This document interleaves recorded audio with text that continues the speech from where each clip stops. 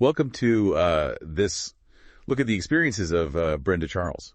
You sent us some really interesting material about her near-death experiences. NDEs. Yeah, exactly. Yeah. And it looks like she didn't just have one. She had...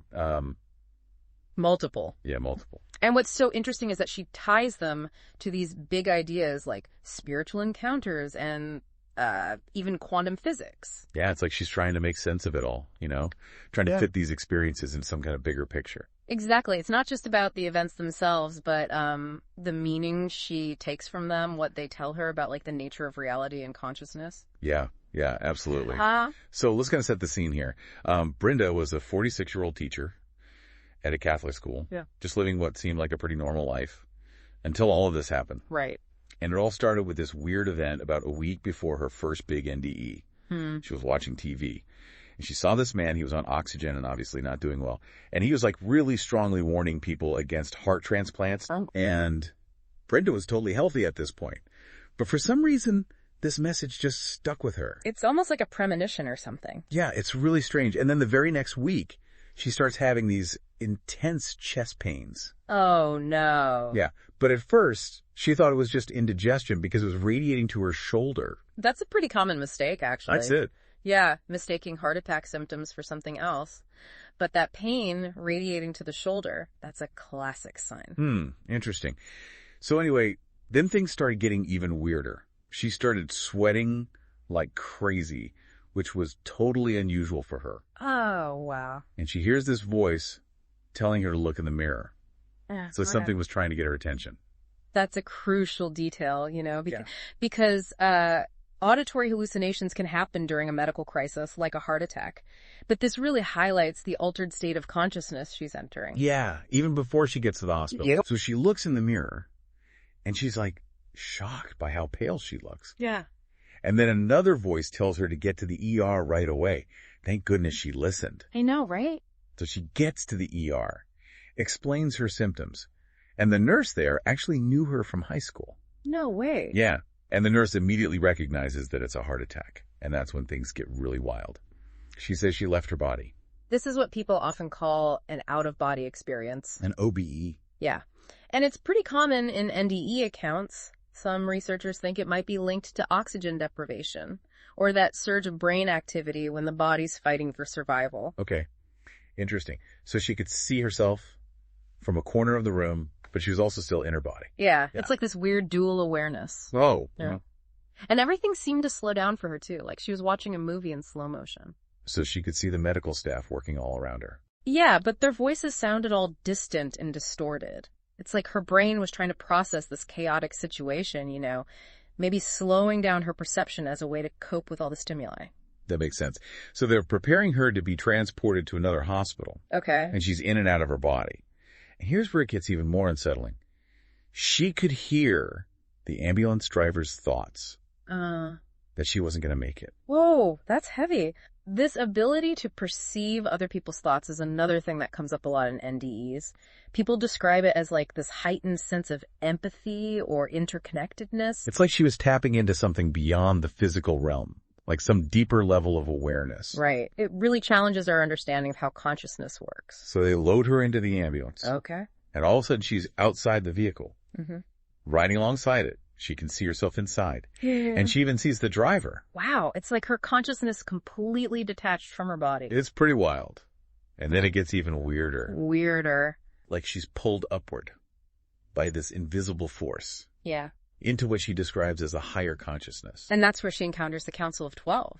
Right. This is where her story takes on this really mystical quality. Exactly. Going from a medical crisis to something that defies explanation. Yeah. So she sees these 12 figures in white robes with gold tassels. And she instantly knows everything. About the universe, about herself, everything. Just like that. There's this sudden, overwhelming flood of knowledge. That's incredible. It's interesting, though, that she can't see their faces. Yeah. Only their forms. Right. It's like they were beyond her comprehension or something. And get this, they're laughing. But she doesn't know if they're laughing at her or with her. It's this bizarre mix of joy and confusion. Wow. They tell her she's there to learn, but she has no idea what that means at the time. Yeah, that theme of learning and spiritual growth is central to a lot of interpretations of NDEs. It's like even in the face of death, our souls are still on this journey, seeking knowledge and understanding. So then she's like zooming through the stars, visiting different planets. Oh, babe. Yeah, just by thinking about it, time and space have no meaning. It's like her consciousness is free from all the limitations of the physical world. Exactly. But then, just as suddenly as it started, she's pulled back into her body. Yeah. Back in the ambulance. And the pain is excruciating. Oh, man, I can't even imagine. That transition back to the body must be so jarring. She arrives at the new hospital. Yeah. And the reality of her situation really hits her. That she might not survive. She thinks about her husband and her sons. And the thought of never seeing them again. It's a reminder of how fragile life is. And those deep connections we have with our loved ones. Yeah, it's powerful stuff. So they take her to the operating room. Yeah. And she's actually awake during the procedure. Awake? Yeah, they needed to keep her somewhat conscious. And she asked the cardiologist if she can watch. Wow, that's amazing. Most people would be terrified, but she's like, let me see what's going on. I know, right? It's like her curiosity and her desire to learn were stronger than her fear. That's remarkable. So what did they find? A massive blood clot. They called it a widowmaker. Oh, wow. Yeah, and they cleared it. But her journey was far from over. It sounds like she was defying the odds every step of the way. Oh, absolutely. She's a fighter for sure. But as she's recovering, sharing a room with this other woman who's very ill, she starts having even more intense visions. It's like being close to death. The awareness of it amplifies her connection to that other realm. Yeah. And then she sees this incredible light that keeps growing brighter until it takes the shape of this giant being. Who was it? She believes it was Archangel Michael. The angel of protection and guidance. Yeah. And he tells her it's time to wake up. Mm-hmm. And then all these angels appear, dancing around her room, passing through walls. Wow. The imagery is so vivid, like a glimpse into this hidden world where the normal laws of physics don't apply. Right. And then in the middle of the night, this man walks in, the other woman's son, and Brenda is struck by how much his voice sounds like David Attenborough. The nature documentary narrator. Yeah. Isn't that crazy? And later, the nurses confirmed that it was actually him. Whoa. So she's witnessing both sides, the physical and the spiritual, all mixed together. Like the veil between those worlds was getting thinner for her. More permeable. It certainly seems that way. And it sounds like we're just getting started with Brenda's story. So we left off with Brenda recovering from this massive heart attack in the hospital and having all these incredible experiences that really make you question what we think we know about reality. Yeah, it's like she was given this peek behind the curtain to this whole other realm that most of us aren't even aware of. And it's clear that these experiences are really changing her, like forcing her to rethink her beliefs and her place in the world. Right, and the doctors are calling her recovery a shocked heart, like a total medical miracle. But Brenda feels like it's more than just luck, like she was given this time to really process everything she had seen and heard. Yeah, and it's during this time that she has another incredible encounter. Okay, what happened? So she's at home, in this room, she calls her angel room, and suddenly Jesus appears to her. Wow, this is a figure who means so much to her faith. Someone who embodies love and compassion and spiritual guidance. Exactly. It's a deeply personal experience for her. And she describes him in detail. Right, yeah. She says he looked exactly like the picture of smiling Jesus she had on her bulletin board. Huh. It makes you wonder, about the role of our expectations and beliefs in these kinds of experiences. Like, is her mind just trying to make sense of something that's beyond our normal understanding? Right, like our brains are constantly searching for patterns and making connections, trying to fit new information into existing frameworks. Exactly. And Brenda, being a teacher, she doesn't waste any time. She starts asking Jesus all the big questions. About death and the soul and the meaning of it all. Yeah, it's a very human response. Yeah. When we're faced with the unknown, we want answers. We want guidance. Absolutely, we're trying to make sense of the world around us. And the answers she gets are really profound. Jesus tells her that we don't actually die, that our bodies go back to the earth, but our souls move on to a higher state of consciousness. That aligns with a lot of spiritual traditions that talk about the immortality of the soul and the cycle of life and death. He also explains that he appeared to her in a way she would recognize using imagery that was familiar to her. That's fascinating. Yeah, and he even tells her that she's seeing with soul eyes, not just her physical eyes.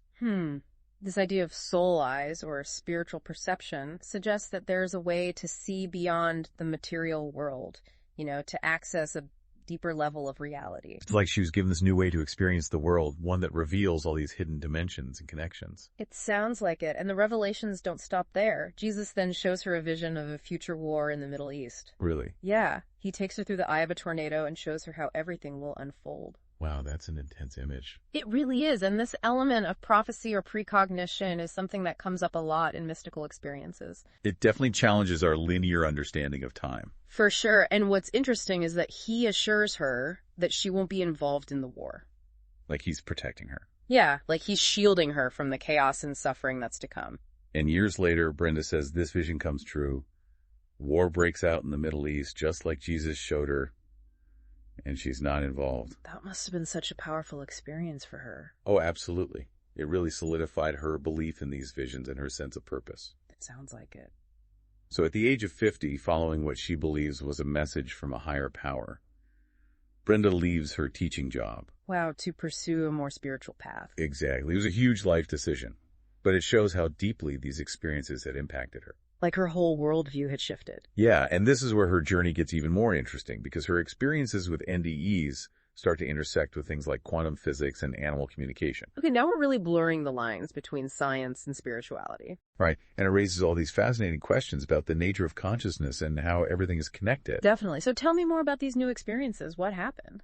Well, Brenda says she's always been able to talk to animals. Talk to animals? Yeah, she says it's not her brain that's doing it, but her soul. Huh. So it's like this deep connection to the natural world. Exactly. And she also describes these profound experiences with quantum physics. She says she learned complex concepts during her out-of-body meditations. Okay, now this is where things get really interesting. We're talking about the intersection of mystical experience and theoretical physics. It's like her mind was able to access information from somewhere beyond the physical world. Right, like she tapped into some field of knowledge that's beyond our current scientific understanding. And then in 2003, Brenda faces another life-altering event. She's in this dangerous domestic situation. Oh, no. Yeah. And she hears a voice telling her to leave immediately. And as she's about to go, the back door opens by itself. Like she had help from the other side. Exactly. And allows her to escape. Wow. It's like she was being guided and protected by these unseen forces. That's what it feels like. And it reinforces this idea that there might be forces at work that we can't fully perceive, but that are influencing our lives in ways we don't understand. That's a powerful thought, and it seems like from this point on, Brenda dedicates herself to helping others. Yeah, she uses her unique insights and experiences to guide and support people who are struggling.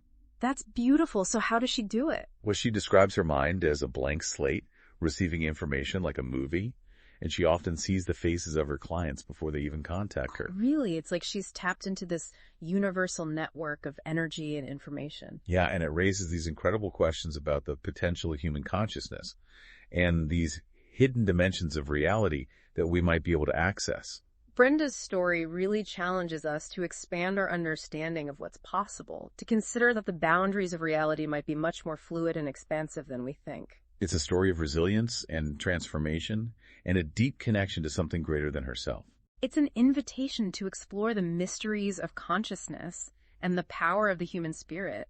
It really makes you wonder, if we could all learn to see with those soul eyes, what would the world look like?